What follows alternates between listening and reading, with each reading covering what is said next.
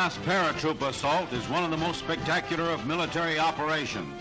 These Australian soldiers of the sky are equipped with machine guns, naturally. But there's field artillery too. Cannon to be sent down in sections by parachute.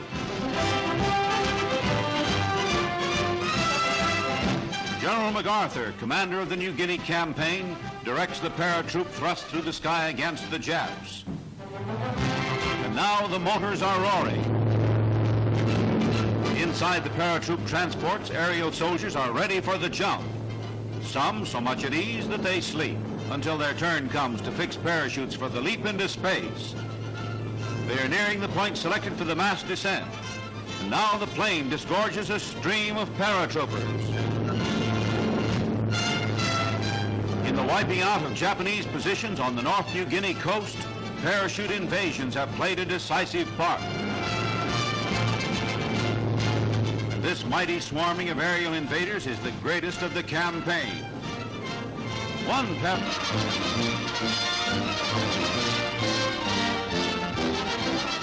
This is one of 3 types of assault that are presented in spectacular Army Air Force motion pictures. Fighter planes fly to strafe a Japanese position in the jungle and rake it with gunfire.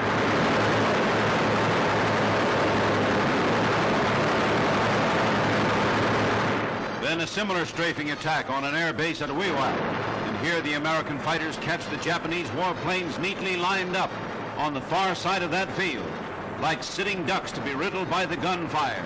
The news tells of 60 knocked out in one blow like that.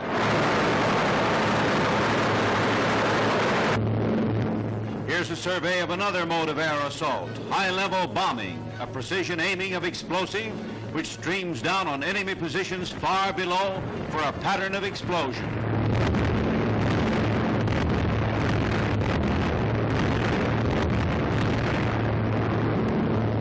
The falling, flaming fragments of a Liberator bomber which was hit in air battle. Perhaps the crew escaped as it caught fire and then exploded. Now comes a film study of a novel type of bombing. Hedge-hopping planes hurl delayed action bombs. These are timed to explode some seconds after they are dropped, so the planes flying so low will be clear of the burst.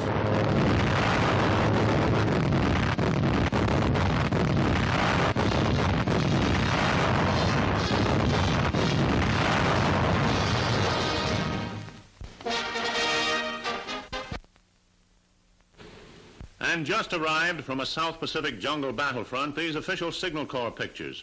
Grim evidence of glorious victories bought at a price of deathless valor. For these are American wounded who would have us know that the end is not yet clearly in sight, that the war has yet to be won. They plead for your total all-out support in the war bond drive. To these heroic wounded, your war bonds are fighting dollars to provide the tanks, the planes, the ships, the guns. Your war bonds are the shortcuts to Tokyo and Berlin. So let there be no complacency, no let-up till the hour of final victory. Support them with your bonds, with your blood donations. How small a contribution when this precious blood plasma saves his life. So back the attack with bonds to broaden his battle-scarred smile.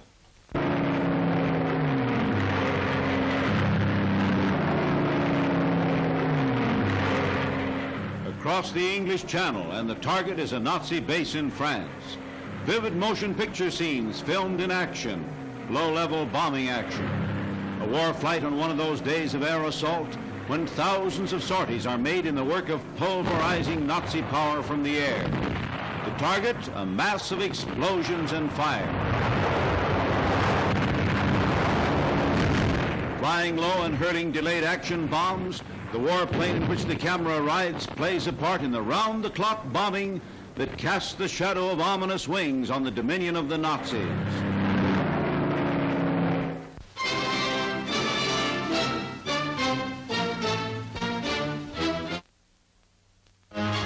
Night attack against the Japs in the Solomon Islands, and there's a fantasy of fire in the darkness of the jungle country.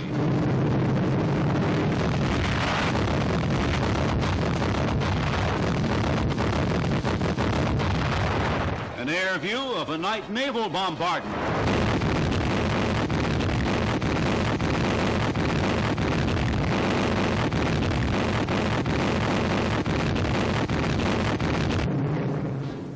version of the round-the-clock air assaults. A rain of bombs pours down. We seize islands from the Japs, and this leads to violent action.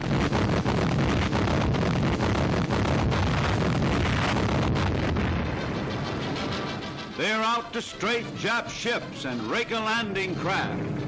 The enemy trying to put reinforcements ashore.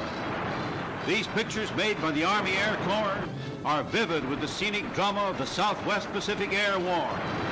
Under the fire of the strafing guns, the landing craft goes to burning destruction.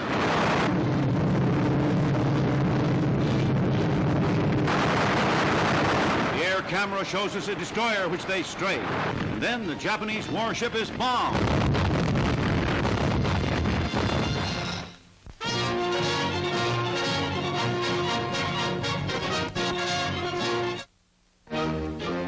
That sealed the doom of the Japs at Munda Airfield.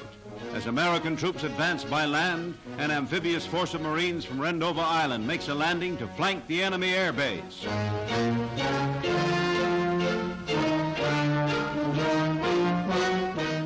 Through the jungle, the dark equatorial forest, with tanks crashing through the almost solid wall of tropical thicket. They must wipe out Jap machine gun positions and snipers.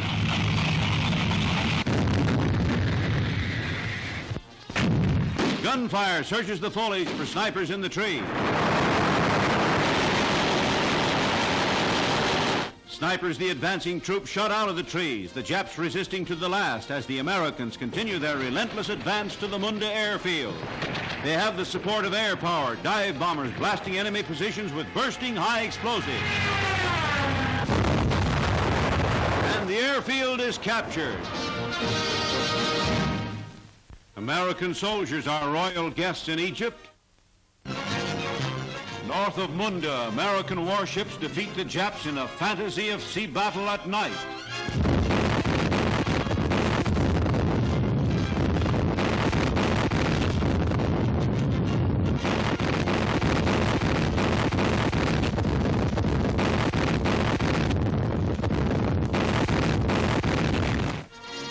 Almost the entire crew was saved of the American cruiser that was sunk, the Helena torpedo. The Japs lost many ships and took a heavy beating in the Battle of Kula Gulf, which doomed their land forces at Munda.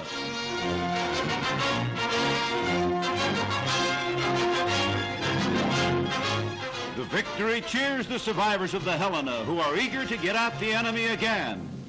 In the final Battle of Sicily, the retreating Nazis